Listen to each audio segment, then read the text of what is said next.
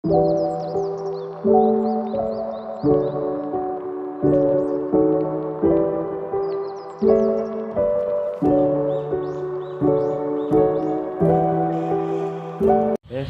warahmatullahi wabarakatuh. Perkenalkan, nama saya Furkan Asyokani dengan NIM 203200127. Di sini saya akan sedikit menjelaskan tentang perencanaan pemasaran barang dan jasa. Yang dimana rencana pemasaran atau marketing plan adalah salah satu bentuk proses manajemen perusahaan untuk mencapai tujuan dari pemasaran produk yang yaitu mendapatkan keuntungan dari produk yang dipasarkan. Adapun dibutuhkan keahlian khusus dalam menyusun rencana pemasaran sehingga dapat menghasilkan keuntungan yang besar.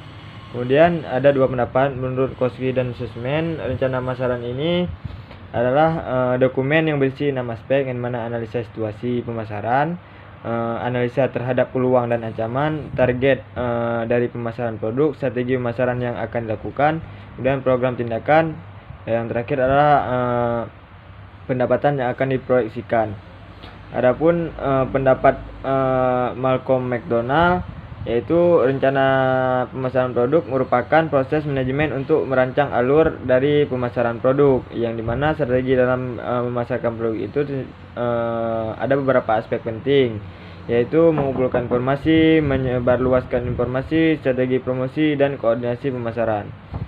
Kemudian tujuan rencana pemasaran produk adalah mengetahui informasi yang berkaitan dengan perubahan pasar dan persaingan perusahaan lain, menciptakan jaringan kerja yang lebih luas, kemudian meningkatkan keuntungan dengan cara yang lebih efisien dan efektif.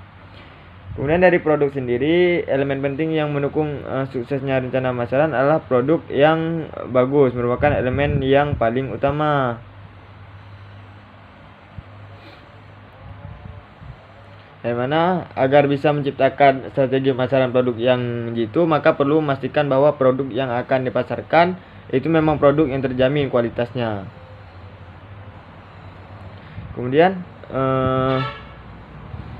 sebelum menyusun rencana pemasaran produk, produsen harus bisa memastikan bahwa produk tersebut dibuat dengan beberapa pertimbangan yang matang, khususnya yang terkait dengan target pelanggan, serta produk tersebut sudah seharusnya memang sesuai dengan apa yang dibutuhkan oleh target pasar yang dibidik perusahaan ketika menciptakan produk tersebut.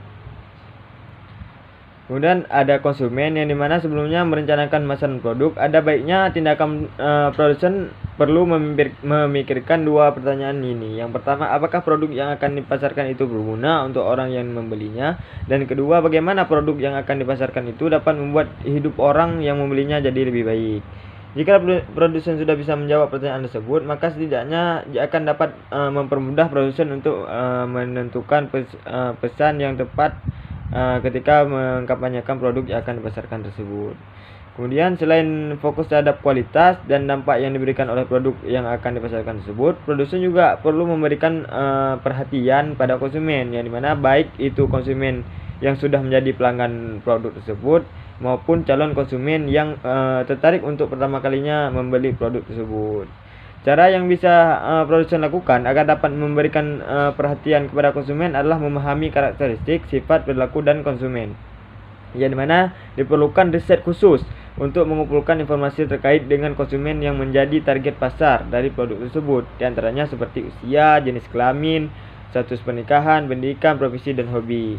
Bila perlu, lakukan proses wawancara terhadap sejumlah konsumen yang tercatat sebagai pelanggan dari produk yang kita tawarkan buat konsumen tersebut.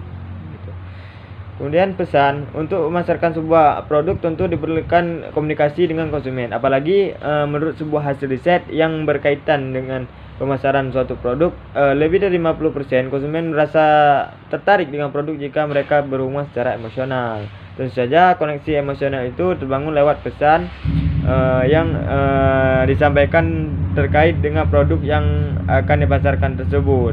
Memasarkan produk dengan pesan yang tepat sebaiknya dibuat dalam bentuk naratif agar konsumen bisa lebih mudah merasa terhubung dengan produk tersebut. Salah satu contohnya melalui artikel yang diposting di blog yang memiliki fitur SEO, sehingga berbagai artikel tentang produk tersebut bisa lebih mudah ditemukan oleh calon-calon konsumen lewat internet. Dan juga memerlukan tim pemasaran yang dimana kerjasama sebuah tim yang kompak akan memudahkan promosi suatu produk. Namun menghubungkan dengan menjaga kerjasama yang baik antara sejumlah orang dalam sebuah tim selalu berada di jalur yang diinginkan, bukan sebuah pekerjaan yang mudah. Adapun tidak bisa dipungkiri bahwa beberapa orang yang bergabung dalam sebuah tim dan tugas pengerjaan proyek yang sama akan mudah terjadi salah komunikasi dan berdampak pada disorganisasi yang bahkan bisa berimbas terhadap gagalnya perkembangan dari rencana pemasaran yang telah kita buat. Maka dari itu sebaiknya perlu jika dibentuk roadmap agar semua pihak yang terlibat dalam rencana pemasaran tersebut akan bisa selalu bekerja dengan lebih sinergis.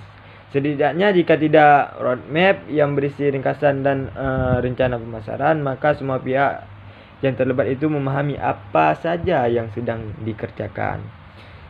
Kemudian tidak kalah penting juga adalah promosi, yang dimana elemen penting lainnya bisa kita lihat di promosi. Jika produsen sudah memiliki produk yang berkualitas dan strategi pemasaran yang cukup matang, produsen masih memiliki pekerjaan lain yang sedekah pentingnya adalah melakukan promosi. Rencana promosi produk tentunya perlu mengelaborasi serta menyampaikan pesan produk kepada konsumen pada waktu yang tepat. Maka dari itu diperlukan riset yang pada akhirnya akan bisa mempermudah produsen untuk melakukan identifikasi yang lebih jitu berkaitan dengan target sasaran promosi produsen. Selain itu, melakukan promosi di saat yang tepat juga perlu dipikirkan. Misalnya saya seperti musim yang cocok untuk mulai melakukan promosi terhadap produk yang akan dipasarkan tersebut. Pada dasarnya diperlukan kecocokan antara pasar dengan produk yang dipasarkan tersebut. Kemudian analisis tentunya sebagai orang yang akan memasarkan sebuah produk, produsen tidak bisa begitu saja langsung mengharapkan pemasaran produk yang dengan hasil yang sempurna, apalagi ketika melakukan percobaan pemasaran produk yang pertama.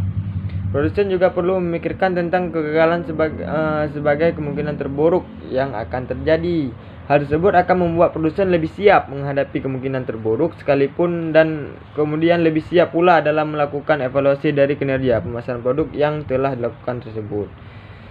Adapun dari segmentasi pasar, tidak ada satupun produk yang bisa ditargetkan untuk semua kalangan, sebab hal seperti ini terlalu luas jika produsen memasarkan menargetkan semua orang suka tertarik membeli produk produsen. Oleh sebab itu diperlukan segmentasi pasar yang merupakan gambaran umum dari target yang produsen inginkan. Contoh segmentasi pasar bisa produsen simak di ilustrasi seperti segmentasi pasar di produk fashion. Nah, wanita yang dibedakan berdasarkan usia, mulai dari produk fashion wanita untuk usia 15 sampai 20 tahun, usia 21 sampai 30, usia 31 sampai 40 hingga usia lebih dari 40 tahun. Jika melihat ilustrasi ini, maka bisa disimpulkan bahwa produsen akan lebih mudah dalam melihat karakteristik dan tingkat kebutuhan masing-masing segmentasi pasar, dalam hal ini calon konsumen wanita. Kemudian ada pula targeting, yang dimana tim pemasaran produk akan mulai mengerucutkan lagi segmen pasarnya sehingga target pasar dengan produk yang akan dipasarkan itu akan lebih sesuai dengan yang diharapkan. Contoh targeting bisa kita lihat dari ilustrasi yang saya bacakan, yang dimana produk fashion wanita yang dibanderol dengan harga di atas 1 juta rupiah. Biasanya segmentasi pasarnya jika didasarkan pada karakteristiknya, maka usia target pasar yang paling sesuai dengan wanita yang seusianya adalah 30 sampai 35 tahun. Hal tersebut disebabkan karena selain sudah berpenghasilan sendiri, wanita pada 30-35 tahun itu masih termasuk wanita yang mengenal dunia model. Kemudian adalah setelah targeting ada positioning, yang dimana langkah selanjutnya pada dasarnya positioning ini merupakan langkah yang membuat Anda bisa menentukan hal apa yang membedakan produk yang Anda pasarkan dengan produk lain sehingga diharapkan akan lebih mudah diingat oleh calon konsumen. Contoh positioning. Produk fashion yang akan Anda pasarkan memiliki konsep produk yang mengikuti perkembangan tren serta membuat dari bahan yang nyaman. Contoh sebut, maka jika ada calon konsumen yang tertarik untuk membeli produk fashion yang trendy dengan bahan yang nyaman, maka produk Anda tersebut akan langsung terlintas di pikiran mereka. Dari ketiga langkah awal tersebut akan bisa menentukan kemana arah dari rancangan pemasaran produk yang akan kita lakukan. Bukan hanya itu saja, dari 3 langkah tadi yang dijelaskan tersebut juga dapat diterapkan pada strategi pemasaran jasa, tidak hanya terbatas untuk pemasaran produk saja. Kemudian yang harus dilakukan lagi adalah membuat laporan. Laporan maksud adalah sebuah laporan yang menyajikan informasi penting mengenai produk akan pemasaran tersebut. Laporan sebaiknya ditulis secara ringkas namun tetap bisa memberikan gambaran yang detail dari setiap aspek yang dibutuhkan pada perencanaan pemasaran produk. Setelah melakukan riset yang bertujuan untuk mengetahui segmentasi pasar, maka selanjutnya perlu ditentukan pula pangsa pasar dari produk yang akan dipasarkan tersebut.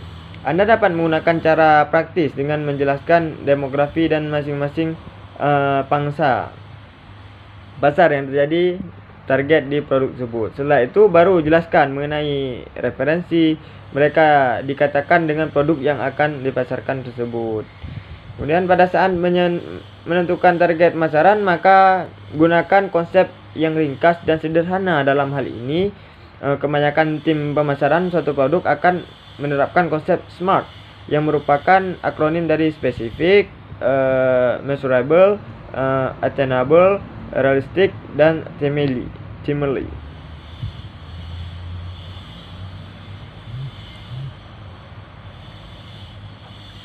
Kemudian adapun perlu kita ingat bahwa melakukan evaluasi bukan hanya sebatas karena kegagalan saja, melainkan dengan evaluasi Anda juga bisa membantu melihat target yang tidak berhasil dicapai, menentukan hal-hal apa saja yang perlu dilanjutkan, dipertahankan, dan bila perlu ditingkatkan, serta menentukan perubahan yang ingin produsen dapatkan. Sekian presentasi dari saya. Saya kira assalamualaikum warahmatullahi wabarakatuh.